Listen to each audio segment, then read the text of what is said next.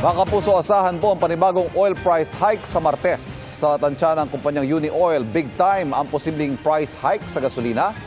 Piso at 50 sentimo hanggang piso at 80 sentimo kada litro yan. Habang sa diesel, posible ang dagdag na 70 sentimo hanggang piso at 10 sentimo kada litro. Ayon sa Oil Industry Management Bureau, nakaapekto sa presyuhan ang posibleng kakulangan sa supply dahil sa sanction ng Amerika sa langis ng Russia at Iran. At ang nakikitang pagbuti ng global economic activity mula sa trade deal ng Amerika at European Union. Gamit lang po ang sinindihang kandila, nakakabuo ng iba't ibang obra ang isang artist mula sa Bulacan. Silipin po yan sa pagtutok ni Katrina Son. Ang apoy na nagbibigay ng liwanag at init. Nagpapaningas din ng talento sa sining ng 24 anyos na si Jade Tribo mula Pulilan, Bulacan. Apoy kasi ang kanyang medium na nag-umpisa noong 19 anyos pa siya. Nagsimula po siya nung meron po ako napanood na isang artist na, yun po, ang ginagamit niya is kandila. Pero international artist po siya. Then doon ko po na naisipan i-try. Na-curious lang po. Gamit ang nakasinding kandila, vellum board at brush, sinimulan daw niyang mag-fire paint ng mga ibon at iba't ibang hayop. Hanggang sa nakagawa na raw siya ng mga portrait tulad ng family pictures, wedding pictures at self-portraits. Parang di pa po tapos yung apoy din sa puso o ganun. Parang may kulang pa, parang gusto ko pa po talagang mag-drawing. Pero pag nakakagawa ko naman po ako ng isang art piece, parang ano naman po, successful yung pagod, tsaka po yung pag-e-effort na kaya ko po palang gawin yun. Nagugulat din po ako minsan na ganun na po pala itsura. Hindi man daw madali ang fire painting. Patuloy daw niya itong pag-aaralan at pagbubutihan. Payo niya sa mga nais ding maging artist na naghahanap pa ng medium para sa kanila. Explore lang po na explore. Kasi katulad ko po ganun lang din. Nag-explore lang, then hanap yung para sa akin. Para sa GMA Integrated News, Katrina Son, nakatutok 24 oras. Sa gitna ng pagpapaimbestiga sa mga flood control project, kasama ring pinasisilip ang estado ng Laguna de Bay na naging mababaw na raw kaya madaling umapaw. Nakatutok si Dano Tingkungko. Kahit mahigit isang linggo na mula nang tumigil ang ulan, baha pa rin sa ilang lugar sa Laguna tulad sa Binyan. Halos abot bewang pa rin ang taas ng baha sa Barangay De La Paz, kaya bangka ang transportasyon. Sa Barangay Malaban, tila amoy imburnal at masangsang na ang baha. Ayon sa ilang residente, buwan ang binibilang bago humupa ang tubig. Naabot po ng buwan. Kaya po naglagay po ng tulay. Katabi ito ng Laguna de Bay na umapaw nung kasagsagan ng epekto ng habagat. Ito ang gustong paimbestigahan ni Binyan Representative Arman Di Maguila Jr. sa Kamara. Lahat po ng rivers na papunta sa Laguna Lake, ang dala po ay hindi lang tubig. May dala po siyang mga basura, mga chemicals galing po sa mga industries. Anya, dati ay nasa 5 hanggang 6 na metro ang lalim ng lawa. Pero bumabaw na raw ito. Dahil sa matagal na pangyayaring ito na ginawa nating pakunan ng basura ang Laguna Lake, septic tank ang Laguna Lake, siya po ay mababaw na ngayon. Mga 2.5 na lang. Kaya isinusulong niya na muling pag-aralan ang lahat ng flood control project na mahigit 1 trillion pesos na raw ang inabot sa loob ng 3 taon, gayon din ang dredging sa Laguna Lake. Yung carrying capacity ng Laguna Lake, yung capacity niya to hold water, nabawasan na ng almost 50% siguro, 40 or 50%. So yun ang kailangan nating ibalik para naman kaming mga nasa laylayan ng Laguna Lake, hindi naman po laging binabaha. Inendorso na sa Committee on Rules ng Kamara ang mungkahi at posibleng ngayong linggo o sa makalawang linggo raw gawin ang pagdinig. Planong imbitahan sina DPWH Secretary Manuel Bonoan, DENR, Laguna Lake Development Authority o LLDA, grupo ng mga mangingisda at iba pa. Nagpanukala din siya ng moratorium sa development ng mga subdivision para bumalik ang kakayahan ng lupa na mag-absorb ng tubig ulan. Sinubukan naming kunin ang pahayag ng LLDA at DENR kaugnay sa sinabi ni Di Maguila pero wala pang sagot. Naunang sinabi ni Secretary Bonoan na handa raw siyang humarap sa anumang pagdinig. Kaugnay ng hiningi ng Pangulo na listahan ng flood control projects mula July 2022 hanggang June 2025, sinabi ni Bonoan na posibleng maisumite na yan sa linggong ito. Nasa 80 to 90% complete na raw sila sa listahan. Ang priority namin sa submit early will be the ones that have been completed during this administration. Para sa GMA Integrated News, Dano Tingkungko, Nakatutok, 24 Oras. May mga naitalang sugatan sa biglang pagsabog sa bangketa sa Tondo, Maynila ngayong hapon. At nakatutok doon live si Von Aquino. Von? Duguan pero makikita sa video na may malay pa ang dalawa sa nakahandusay ng mga biktima ng pagsabog. Ayon sa kapitan ng Barangay 234, pasado alas 2 ng hapon nang marinig nila ang malakas na pagsabog. Nang ipahanap nila ito sa mga tanod, nakita nila ang mga sugatang mangangalakal sa bangketa. Agad raw silang tumawag ng ambulansya at mga pulis. Rumesponde at nag-imbestiga rin ang mga taga-Explosive Ordnance Disposal Unit, Bureau of Fire Protection at SOCO. Sa inisyal na investigasyon ng mga otoridad, hindi explosive device kundi posibleng kompresor ang dahilan ng pagsabog. Iniimbestigahan kung anong klaseng kompresor ito. Narito ang pahayag.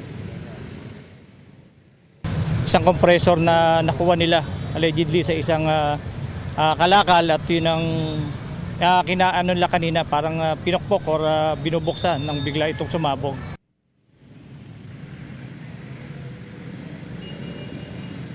Pia, ayon pa sa hepe ng MPD Station 2, dinala sa Jose R. Reyes Memorial Medical Center yung 4 na sugatan at nasa operating room na sila. Ito namang pinangyarihan ng pagsabog ay nakakordon pa rin hanggang sa ngayon matapos yung investigasyon dito ng mga otoridad. Pia? So, Von, sabi mo no, na hanggang sa ngayon ay nagpapatuloy ang investigasyon at nakakordon no, ang paligid dyan. Pero meron ba tayong inaasahan na iba pang mga development sa pagpapatuloy ng investigasyon sa araw na ito, Von? Yun nga, Pia, alamin pa kung anong klaseng compressor yung naging sanhi nung pagsabog. At hindi pa rin naman certain kung ano nga yung naging dahilan kung bakit sumabog ito. Pero sa initial na investigasyon kasi ng mga pulis, binubuksan daw ito ng mga mangangalakal nang sumabog nga ito. No? Sa ngayon kasi, Pia, tapos na yung mga otoridad dito sa site. At hinihintay na lang din natin yung iba pang updates niyan. Pia? Maraming salamat, Von Aquino.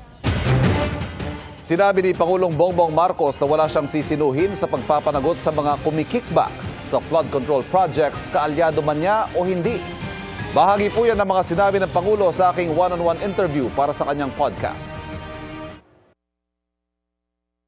Is President Marcos going to crack the whip, really crack the whip on those responsible? Dinadaanan na hirap na dinadanas ng ating mga kababayan. They have to be told who is responsible and somebody has to answer for their suffering. Paano ho kung kaalyado ninyo? Sorry na lang. Hindi na kita kaalyado.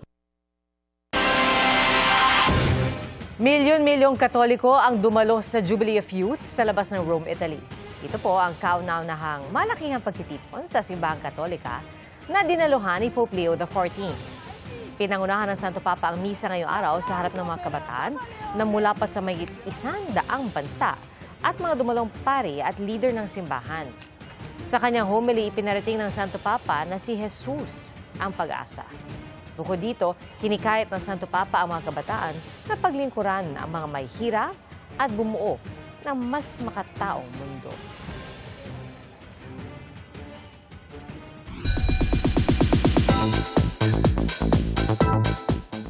Bukod sa glitz and glamour, napuno rin ng revelations and unexpected collabs ang GMA Gala 2025. Mula sa relationship status updates hanggang sa royalties sa interaction.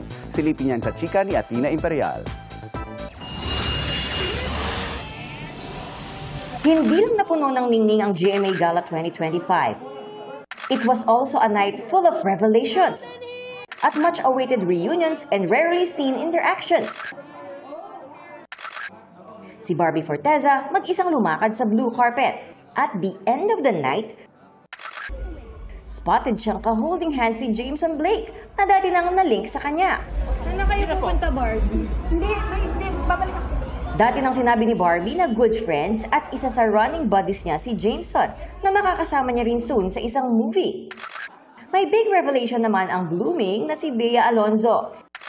Sa exclusive interview ng GMA Integrated News, kinumpirma niya ang real score sa pagitan nila ng businessman na si Vincent Co. I think it's very obvious, that we're together, yes. Yes, I'm very happy. And I think that's all I can share. Feeling ko, na-witness yun na kasi lahat ng mga ups and the downs of my love life. I really understand the curiosity, but I think, I don't want to say people ruin beautiful things, but I think the most beautiful things are the ones that are kept private. And I'd like to keep it that way. Ang isa pang confirmed na nasa dating stage, ang co-star ni Bea sa Widow's War na si Carla Abellana. I've said it naman na before na parang it's about time I open myself to dating, meeting new people. So I decided to try it. Yes, there's a second date. So we'll see if there's gonna be more dates. Diba? So for now, yes. First GMA Gala together naman ni na Anthony Constantino at Shuvi Estrata. Nabighani raw si Anthony when she saw Shuvi in her white gown last night. Without a doubt, Shuvi is already beautiful as is. But when I saw her in her dress, I was really just starstruck, just like the rest of the world, honestly. Hopefully not, yes. Hopefully not our last. Praying for that. Mag-pray ka talaga dyan. Bukod sa revelations, hindi rin binigo ng stars ang kanilang fans sa mga crossover interactions. Present din siyempre ang PBB Celebrity Collab Edition co-housemates ni Shuvi. Si River Joseph spotted na may chill convo with ex-house guest and pambansang Ginoo David Licauco. Mas lumabas din ang kakulitan ni Will Ashley habang kasama ang co-housemates. May makulit ding collab si Will at Cup of Joe vocalist Gian Bernardino. Time out muna ang Dusby dahil SB? Photog mode muna si Dustin na Bianca and Esnir na slay sa kanilang pag-post. Mga Diyosa in one frame naman sina Showtime hosts Vice Ganda and Ann Curtis with Kapuso star Heart Evangelista. May gorge and fab interaction din sina Kapuso primetime queen Marin Rivera and global fashion icon Heart Evangelista. Athena Imperial updated sa Showbiz Happenings. Mga kapuso, patuloy na nagpapaulan sa bansa ngayong araw ang southwest monsoon o habagat at localized thunderstorms. Ayon sa Pag-asa, nagdadala ng maulap na panahon na may kalat-kalat na pagulan sa Batanes at Babuyan Islands. Localized thunderstorms naman ang nakaapekto sa Metro Manila at natitirang bahagi ng bansa. Sa rainfall forecast ng Metro Weather, posibleng makaranas bukas ng light to moderate rains sa Occidental Mindoro at ilang bahagi ng Palawan. Gayon din sa ilang lugar sa Negros Occidental at Negros Oriental. Light to heavy rains naman ang posibleng maranasan sa malaking bahagi ng Mindanao. Mababa naman ang tsansa ng pagulan bukas sa Metro Manila.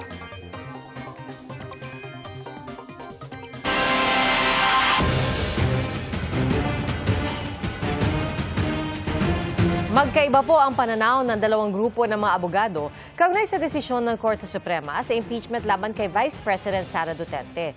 Pero tingin ng isang eksperto, mapapalalim nito ang pagtalakay tungkol sa mga impeachment proceedings. Nakatutok si Sandra Aguinaldo. Sa gitna ng patuloy na debate kaugnay sa impeachment ni Vice President Sara Duterte, naglabas ng pahayag ang Integrated Bar of the Philippines na nananawagang sundin ang desisyon ng Korte Suprema na nagdeklarang unconstitutional ang Articles of Impeachment laban sa bise. Nagbabala ang IBP laban sa panawagang pagsuway sa desisyon ng Supreme Court dahil sisirain daw nito ang pundasyon ng legal order o yung batas at alituntunin na pinapatupad sa isang lipunan. Bantaan nila ito sa balanse ng kapangyarihan at integridad ng democratic institutions, gayong meron pa namang mga legal remedy sa loob ng saligang batas. Si Representative Joel Chua, member ng House Prosecution Panel, hindi sang-ayon sa pahayag ng IBP. Nauunawaan aniya ang pinagmumula ng IBP. Pero ang Kamara aniya ang may eksklusibong kapangyarihan na isulong ang Articles of Impeachment alinsunod sa konstitusyon. Ang desisyon aniya ng Supreme Court ay nagsusuplant o nagpapalit, nag-expand o nagpapalawak, at nagdadagdag sa anumang nakasaad sa konstitusyon. Bago nito, mahigit 80 faculty member ng UP College of Law ang nagsabi sa isang pahayag na nababahala sila sa desisyon ng Supreme Court na nagpahinaan nila sa impeachment proceedings. May kapangyarihan daw ang Kongreso sa ilalim ng konstitusyon at nararapat itong bigyang laya sa kanilang mga procedure at pagsasagawa ng impeachment. Ayon kay dating IBP President Attorney Domingo Cayosa, may pagkakaiba man ang pananaw ng dalawang grupo ng mga abogado, makabubuti ito para mapalalim ang pagtalakay sa issue. Lalo't di pa naman pinal ang desisyon ng Supreme Court at pwede pang mag-file ng motion for reconsideration. It's not only interesting, but it is very important when you look at it as what is at issue here is accountability of high public officials. Nagkakamali naman ang Supreme Court eh. In a number of instances, the Supreme Court has corrected itself and reversed its own ruling.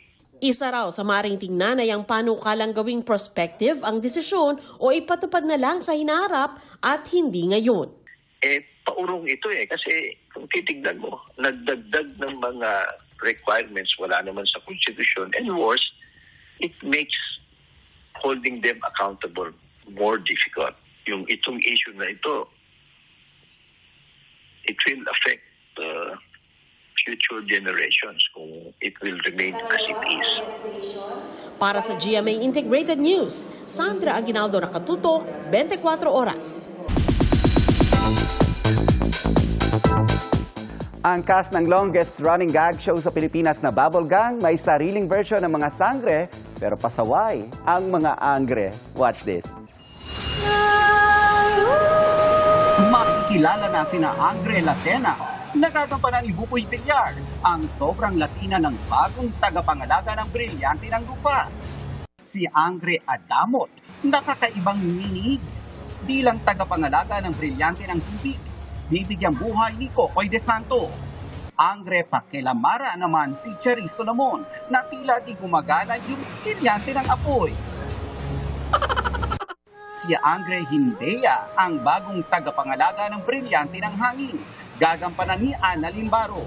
Ang spoof ng Kapuso spin-off na Encantadia Chronicles Sangre mapapanood sa Bubble Gang pagkatapos ng 24 oras weekend.